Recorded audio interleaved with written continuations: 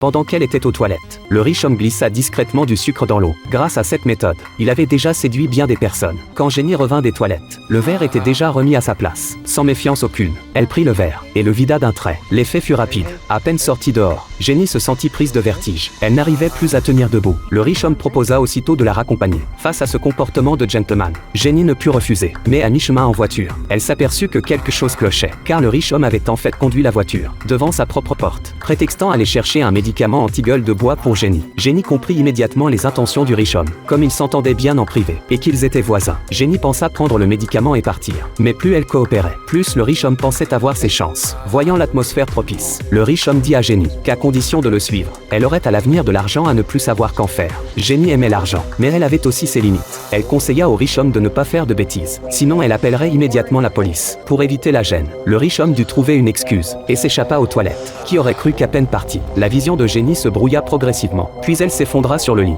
perdant connaissance, jusqu'à ce qu'un coup de tonnerre retentisse dehors, réveillant Jenny de son profond sommeil. Il était déjà 3 heures du matin, alors qu'elle s'efforçait de retrouver ses souvenirs. En tournant la tête, le riche homme était allongé à côté d'elle. Heureusement ses vêtements étaient encore sur elle, prouvant qu'il n'avait pas franchi la ligne. Sans temps pour réfléchir davantage, Jenny se leva immédiatement, mit ses chaussures, prit son sac, et quitta précipitamment les lieux. Mais arrivée à la porte, s'apprêtant à appeler un taxi, elle découvrit qu'elle avait oublié son téléphone dans la chambre. Jenny fouilla presque partout, sans le trouver. Elle dut essayer de réveiller le riche homme, mais découvrit avec horreur que le riche homme ne respirait plus. Avant que Jenny ne reprenne ses esprits, des bruits de pas résonnèrent dehors. Heureusement, elle réagit assez vite. Avant l'arrivée de la personne, elle se cacha sous le lit, et ne fut ainsi pas découverte. Après être entrée dans la pièce, l'homme en noir se gratta d'abord la jambe, puis ouvrit les tiroirs, et se mit à chercher quelque chose partout. Jenny était si effrayée qu'elle n'osait respirer. Heureusement, peu après, la personne quitta les lieux. Jenny attendit longtemps sous le lit avant de partir, peut-être par culpabilité. Le lendemain, elle raconta entièrement ce qui s'était passé la veille à sa meilleure amie de confiance. Lucie lui conseilla de porter plainte à la police, mais Jenny,